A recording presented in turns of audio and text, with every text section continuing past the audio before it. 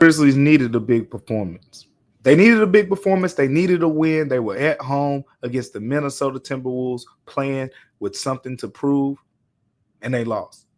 And they lost in dramatic fashion, and they lost in a similar way that we've seen a lot in the second half of this season. The Grizzlies have a problem, and it's a problem that I think can't be fixed this season. Let's talk about it. Coming up here on Locked On Grizzlies.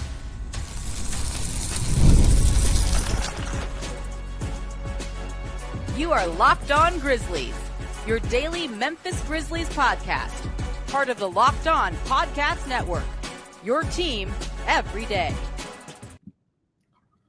What's going on, everyone, and welcome back to Locked On Grizzlies. I am your host today, Damichael Cole, beat writer for the Commercial Appeal right here in Memphis, Tennessee. Thanking you guys for tuning in with me today on Locked On Grizzlies. We got a lot to talk about on today's show as we recap a crucial game for the Grizzlies. Did not go in a direction. A lot of things went wrong in the loss against the Minnesota Timberwolves, and we got to break down the who, what, when, where, why, and exactly how the Grizzlies ended up losing 141 to 125, against the Minnesota Timberwolves. Before we get into all that, remember that your favorite podcast now has a newsletter introducing the Locked On Grizzlies daily newsletter, the one stop for ultimate team and league coverage delivered right into your inbox. Sign up for free now at lockedondaily.com. That's lockedondaily.com, and start your day with the all new free Locked On Grizzlies newsletter. So make sure you go take advantage of that right now. Remember that today's episode is also brought to you by Gametime. Download the Gametime app, create an account, and use the code LOCKEDONNBA for $20 off your first purchase. Make sure you go take advantage of that over at Gametime. Now let's get into it. Oh, I got a lot to say about this game, but you know what? I really don't want to overly focus on this game because the Grizzlies have another big game that's now even more important than continuing to hover on this game against the Minnesota Timberwolves. But the reason that I got to start the show by talking about this game against the Timberwolves, because there were issues in this game that were not new. And this tends to happen with the Grizzlies. I'm talking more big picture here, where people say, oh, they beat a couple mediocre teams or whatever the case may be. And the question is this the Grizzlies turning the corner? Is this the moment? And then they play a good team, and it's like, same old, same old. We've talked about it a lot in the second half of the season, specifically since the All-Star break. There is one issue that we zeroed in on over the last, month and a half, last couple months. The primary issue here is defense. That's kind of the basis, the root of the issue that we've zeroed in on. But if you take it a step further, we've talked about it since they played the Pacers, since they played the Cavs, so many other games. I'm talking about late February. It's this inability where they have one quarter. There's been a second quarter a lot of times. It's been the first quarter coming out of the gates ugly a lot of times. They have one quarter where the defense just looks like the worst defense we've ever seen. I mean, a little exaggeration, but they look terrible for one quarter, and then you look at the other three quarters, and you're like, they were solid. They were decent at least. It's the same thing against the Minnesota Timberwolves. It was the same thing. The third quarter, the Grizzlies went from leading by 5 points at halftime to trailing by 22 points at the end of the third quarter. Leading by 5 points at halftime to trailing by 22 points in the third quarter. You say, how in the world is that even possible? Well, it's simple. They gave up 52 points. 52 points given up in the third quarter. It was the most the Grizzlies have ever given up in any quarter in franchise history. First quarter, second quarter, third quarter, fourth quarter when you're intentionally fouling guys. They've never given up 52 points in a quarter. And there's a lot of reasons this happened. And there are a couple of things that I want to touch on, but the number one thing that I want to start with and then we'll dive a little bit deeper into the game. And before I say this thing, I'm going to say this a couple times because I want everybody to hear me very clearly. I am not making an excuse for Taylor Jenkins. I'm going to say it one more time. I am not making an excuse for Taylor Jenkins. What I'm about to say is not an excuse for Taylor Jenkins. Taylor Jenkins was and is to be held accountable for his tenure with the Memphis Grizzlies. That being said, how many times did I say the Grizzlies just personnel-wise don't have it? There's no Dylan Brooks. There's no Tony Allen. They don't have those type of defenders right now. And I believe in Vince Williams. I know some people are starting to probably kind of check out on him a little bit. Still believe when he's fully healthy, what we saw last season was a disruptive guy who can play basketball. We haven't seen that as much this season. And this game, Anthony Edwards tore the Grizzlies to pieces. 44 points. Got pretty much, it felt like every shot that he wanted. 13 of 19 shooting from the field. 7 made threes on 11 attempts. Then he was getting to the free throw line too, so you just weren't stopping him at any level. Jaren Jackson Jr., we'll talk about him a little bit more later in the show. I'll talk about him a little bit later. But the defensive resistance from the Grizzlies wasn't there. And guess what? This is not something that's fixable. Not to me. Some players will disagree with that. We talked to Desmond Bane after the game, and I wasn't the one that asked him the question. I can't remember who exactly it was. But shout out to who it was that asked him that question. Basically, it was like, are these defensive issues correctable? Desmond Bane said 1,000%. I mean, that's what he said. And some other players, in different wording, said something similar. And I want to carefully paraphrase this because I don't want to put words in Lamar Stevens' mouth. But Lamar Stevens was asked a similar question about the defensive issues and essentially said, hey, the guys who play defense got to be on the floor. Those weren't his exact words. I want to be clear about that.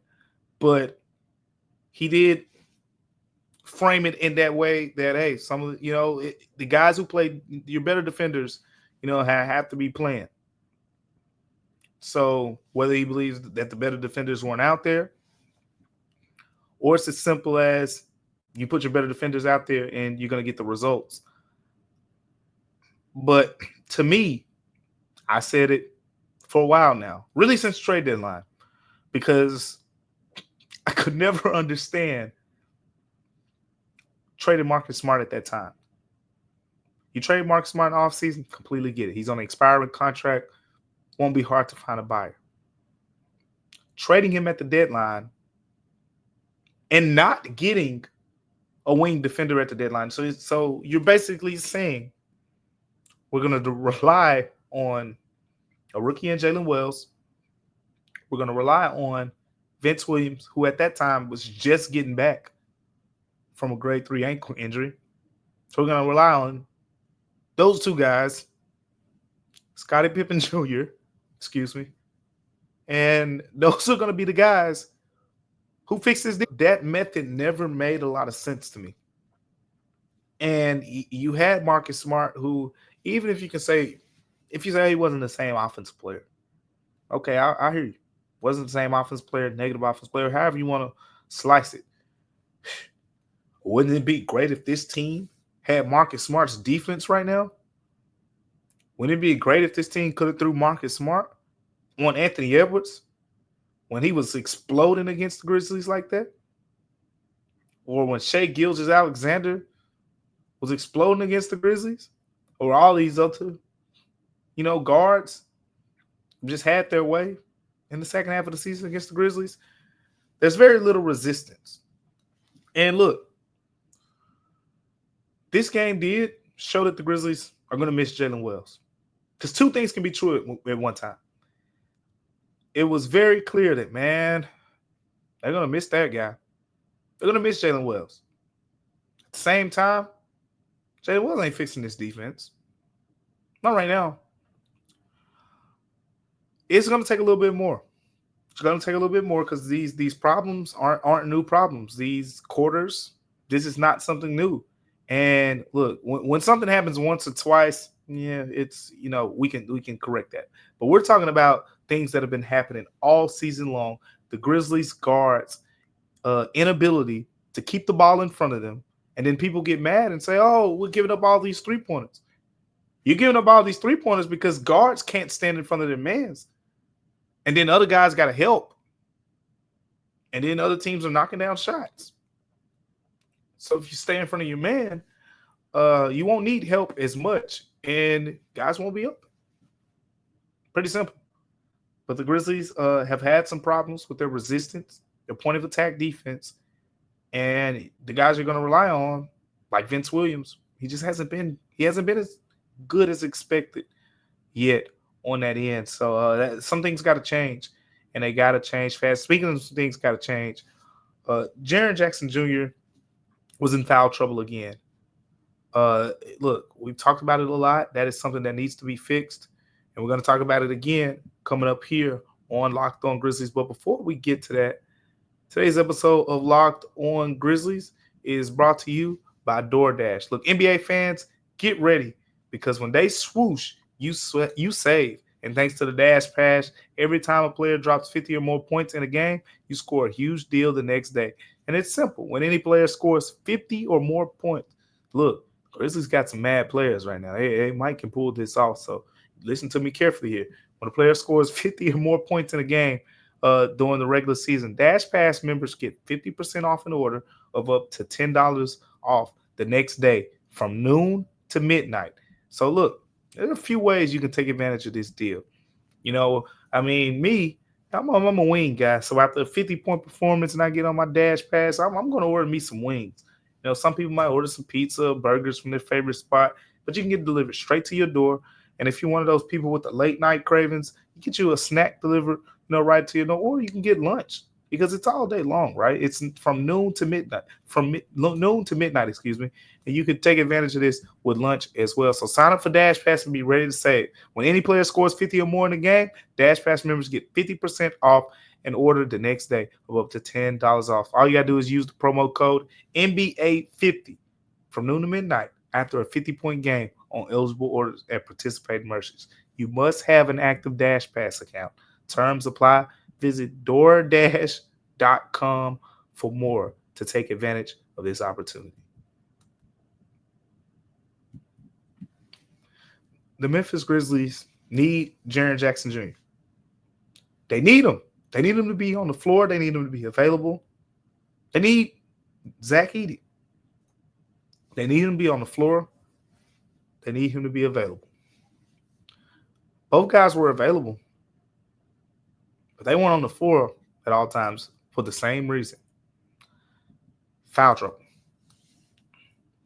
Zach Edey finished this game with 4 fouls, played 30 minutes. Jaren Jackson Jr. finished the game playing 37 minutes, 5 fouls. That was an issue. That was an issue in this game. More for Zach Edey, who picked up his 4th foul 18 seconds into the third quarter. It was 11:42 left in the third quarter. Zach Edey had to come out of the game. Santi came in. It's things like that. Correctable issues. But because if you look at the minutes numbers, you'll see Jaren played 37 minutes. You'll see Zach Edey played 30 minutes. You'll say, oh, hey, they relied on their guys. But if you watched the game, you saw that Jaren Jackson Jr. being in foul trouble affected how aggressive he could be on the defensive end. And then you look at Julius Randle's numbers, 13 of 22 from the field, 31 points, 10 rebounds, 5 assists. Then you look at Rudy Gobert's number, 13 points, 8 rebounds, 4 assists, 5 of 5 shooting from the field. The Grizzlies lost the front court battle in this game. I didn't expect that to happen. Did not expect that to happen.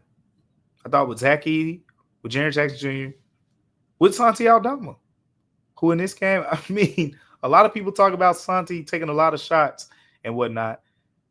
Santi took 4 shots in 30 minutes against the Timberwolves.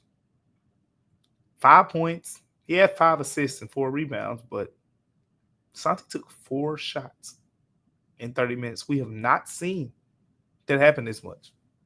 We've not seen much of that this season. So, saying all that, I just have a question when it comes to the foul trouble, because it's been more of an issue as of late with Jaren Jackson Jr. And quite frankly, it's probably a reason where he's moving down the board on the Defensive Player of the Year vote. Jaren was the favorite. As soon as Victor Wembanyama got hurt, Jaren jumped to the top, became the favorite to potentially win his second Defensive Player of the Year award. Now, it's looking like that's not going to happen. It's looking like that's not going to happen because of the Grizzlies' team defensive slippage.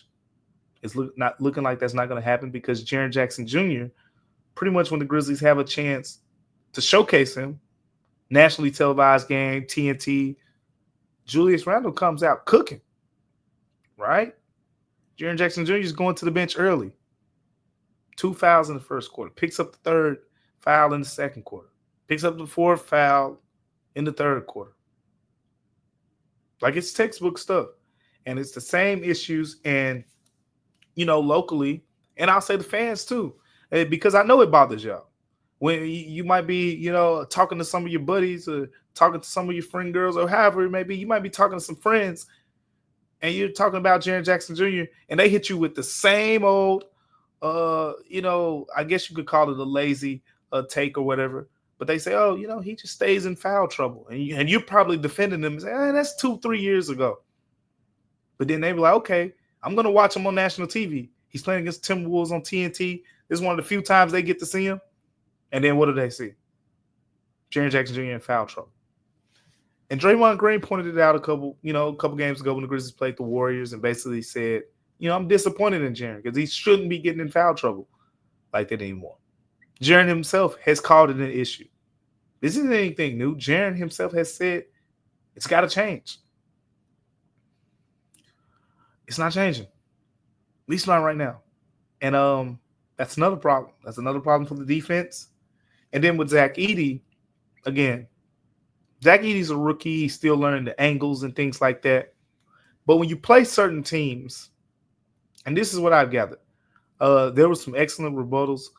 Shout out to the everydayers. Shout out to people that tune in every single day to Locked On Grizzlies. Because I saw some excellent rebuttals to the idea of, the Warriors being a tough matchup to play Zach Edey because of the pick and roll stuff. And I saw that one of our commenters mentioned the fact that, Zach Edey had a positive plus minus in the last Warriors game. It's very true. It's very true. And it's a great thing to point out. I use plus minus a lot. So I'm not here to kind of dispute that idea of using that stat. But at the same time, what my eyes told me and watching the game, I saw Steph Curry seek out, Zach Edey in switches, in that game. And I could tell that that's something that they feel like they'll want to exploit in a bigger sample size in the playoffs or whatever the case may be. And it's only against certain teams. I've noticed this. When the Grizzlies play those teams that like to go 5 out, when like the Timberwolves, for example, put Naz Reid in that center or whatever, when you play those teams that really like to space the floor and they're going to put Zach Edey in a lot of space, his hands tend to come down sometimes. And when his hand comes down, those teams are ready because they have those guards that are just waiting on your hands to come down so they can get the contact, draw the foul, and try to get the hoop in the arm or however you may be. But at the end of the day, it comes down to the simple question for me. Are these problems fixable for the Grizzlies this season? Jaren's foul trouble, Zach Edey's foul trouble. Quite frankly, I don't think so. I wish I had something more positive to say. But in this case, I think it's not just their faults. I mean, some of their fouls are other guys getting beat off the dribble, and you got If you got a guy driving straight into the chest of Zach Edey 20 times a game, he's not allowed to foul them, 3 times maybe, because he's probably going to commit a couple fouls, battling for rebounds, trying to defend the big guys. So you got guys driving towards him 20 times a game, and they're coming full speed. It's not going to block 10 to 15 of those. These are NBA athletes. They can finish with their right hand. They can finish with their left hand. It puts them in a very tough position. And I don't know if the Grizzlies can fix that this season, not because of Jaren and Zach Edey, but a little bit of both. I think the perimeter defensive issues kind of just bringing a lot of those players to them, bringing a lot of them guards aggressively to those guys, puts them in tough spots. But a lot of their fouls, like for Zach Edey, it's bringing his hands down some. For Jaren, it's just clumsy stuff from time to time. But the foul trouble woes are worrisome, because my thing is, when a player like Jaren says, hey, I got to work on it, I got to fix it, which he did in that Golden State game. And since then, he's been in foul trouble. So it's like, okay, it's not too much more he can say. He's already saying he's got to fix it. So he's aware that it's a problem. But the problem ain't changing. And when the problem isn't changing, maybe it's the reason it's not changing. Just can't do it right now. But you know what? Can't isn't a word in the vocabulary for today. The Grizzlies need a win against the Denver Nuggets. We're going to break down all things on the Nuggets game coming up here on Locked On Grizzlies. But before we get to that, today's episode of Locked On Grizzlies is brought to you by our friends over at Gametime. Look, Gametime has such excellent opportunities out there where you want to go to a live event, whether it's a live game, live concert. Gametime is the place to go take advantage of those opportunities, especially with the NBA. There's nothing like catching the NBA or an MLB showdown game. But look, you can find great seats at great price through Gametime. Gametime makes scoring last-minute tickets easier than ever. Prices actually drop as the event gets closer. I just gave you some free game right there. And with the all-new, all-in pricing via Gametime, you see the total costs up front. No surprises at checkout. I talk about why I love Gametime all the time.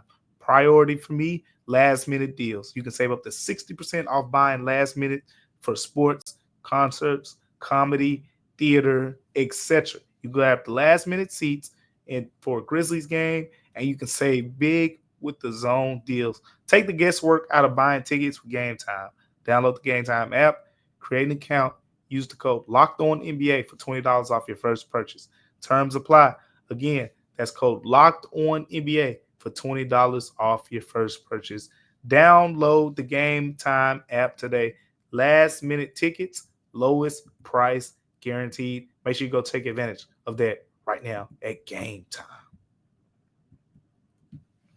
It's game time for the Memphis Grizzlies going against the Denver Nuggets. And this is a must-win game. No ifs and buts about it. There's no way to sugarcoat it. If you're one of those people saying, hey, can the Grizzlies still escape the play-in? Not if they lose this game. It's a wrap for that. The Grizzlies will be in the play-in if they lose against the Nuggets. But there's still a possibility. And if you look around the league, like, some things will naturally take care of themselves over the next couple of days. And the Grizzlies will have to win to kind of take advantage of that. You go across the league, what's going on in the Western Conference. The Grizzlies are going to play the Nuggets. Yes. But the Clippers, the Warriors, the Lakers, all these teams are going to be in games that are probably going to be competitive. And then Sunday, which is going to be a big game, which is going to be a huge day. The Clippers and the Warriors play one another on Sunday. One of them will have to lose. The Nuggets will play the Rockets, who've pretty much locked themselves into the 2 seeds. So we'll see, how they plan for that game, so to speak. But the Clippers and the Warriors are really the game to watch on Sunday, because that's a game where you say, hey, one of those teams has to lose. So in the Grizzlies case, you're hopeful that knocking one of those teams out, because the Grizzlies still have the head-to-head advantage against the Minnesota Timberwolves. They're 2-1 against Timberwolves this season. So if it comes between those two teams, the Grizzlies will have the advantage. However, in the case of the Clippers and the Warriors, both teams have the advantage over the Grizzlies. They both beat the Grizzlies this season, so they both have the advantage over the Grizzlies. But at the same time, the Warriors 47-33, same record as the Grizzlies. Right now, the Warriors are the 6th seed, the Grizzlies are the 7th seed. So the simplest form would be the Grizzlies win out, the Clippers beat the Warriors, then the Warriors would slide down, the Grizzlies go up because the Grizzlies would have, the tiebreaker over the Minnesota Timberwolves. Even if the Timberwolves win out, that's the Grizzlies' route to the number 6 seed. Certainly possible for the Grizzlies to get that number 6. Same time, it won't be easy. It will not be easy. And the number one reason it won't be easy is the obvious. This is a hectic travel schedule for the Grizzlies. I talked to some people after the game because pretty much what we saw was the Grizzlies players, they all got dressed pretty fast after the game. They come in the locker room, they did everything they had to do, and then boom, they're out of there. They go straight from the locker room to the buses to the airport, Memphis airport to Denver airport, straight to the hotel, go to sleep. That process, they roughly were trying to leave out of Memphis around the 1:15, 1:20, somewhere around there, leaving roughly around 1 in the morning or so. And the goal is to be at the hotel roughly around 4 a.m. Denver time. Go to sleep. There's no shoot around. There's no morning shoot around. So you factor that in as well. So it's going to be probably watch some film breakdown, get your workout in. This is a tough back-to-back. And I asked a lot of the players after the game, is it more mental? Is it physical? Because you're going into the altitude. Does it play into your head like, oh, it's the second game in a row, I'm tired? Or is it physical? Like, do you have to legitimately say, hey, I got to get a lot of sleep. I got to come in and get treatment a little bit earlier before the game. And the overall sentiment from the players was it's a little bit of both. It's a little bit of both. So, look, as Ja Morant said, no complaints from me. Just need to go get a win. So that's what it's going to be at the end of the day. No one's going to care that you got to go play in the altitude and all that. The Grizzlies got to win. They got to win. This is a win or loss league. And that's, again, another thing that Ja Morant said. We put ourselves in this position. Memphis was the number 2 seed. They weren't supposed to be here. We were supposed to be playing. We were supposed to be seeing Gigi Jackson try to go for 40 or Cam Spencer try to hit 5, 6, 7 3-pointers and talk about what they could do for the Grizzlies next season. That's what it used to be like. Remember, we were seeing Kenny Lofton Jr. at the end of the season try to score 40, and the year before that, it was, the starting lineup against that Suns team where you had, I think, DeAnthony Melton, John Conchar, and Santi all in the starting lineup to beat the number 1 seeded Suns. It's not like that anymore. Grizzlies are battling. They're competing. And the Nuggets are somewhat, team trying to find themselves too after, another coaching change as well. But they have Nikola Jokic. They got the Joker. And that is something that you can't refute. At the end of the day, guarding him is going to be of the utmost priority. Talked to Zach Edey after the game. He said, yeah, he's going to pretty much prepare how he does for any game. He's going to watch film. He's going to break down, try to notice some tendencies. And they're going to go from there. This is going to be a tough game for all the other reasons as well. It's going to be tough because the Nuggets had a day off coming into this game.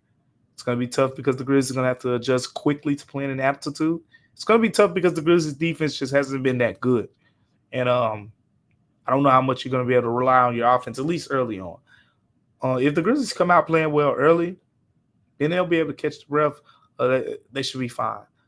But this is a must-win game. Grizzlies lose this game, they're in the play-in. They lose this game, they're in the play-in. If they win this game, everything's still in front of you. Now you probably become Los Angeles Clippers fans hoping that they can beat the Warriors and secure that seeding as well. But a lot of scenarios that have to play out. We're going to keep breaking it down here on Locked On Grizzlies. So make sure you stay tuned with us through that entire process as well. Look, the Grizzlies are getting ready for the playoffs and playoff basketball, and Locked On Grizzlies has you covered every step of the way. So subscribe to Locked On Grizzlies podcast newsletter for expert analysis, insider insights, and all the playoff action delivered right into your inbox for free. Plus, as a subscriber, you'll be entered to win one of 3 amazing prizes. You can get a $2,500 Best Buy gift card to upgrade your sports cave setup or whatever you want to put it towards. You can get a $300 Gametime gift card, a $200 Fanatics gift card. You got all these options. It's freezy. It's easy and free to enter. Simply subscribe between April 7th and April 30th. You got to the end of the month to be automatically entered to win. Don't miss a moment of their championship run from the Grizzlies. Join the Locked On Grizzlies newsletter today and experience the playoffs like never before. Subscribe today and enter to win by clicking the link in our description.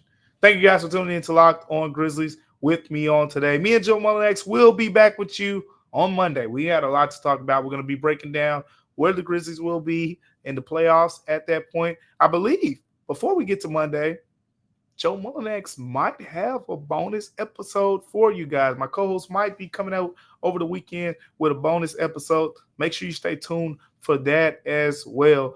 So we might have a bonus episode from Joe Mullinax in addition to me and Joe being back together on Monday's show, breaking down what the playoffs, what the postseason will look like for the Grizzlies. But until then, remember that Locked On Grizzlies is free and available wherever you get your podcast.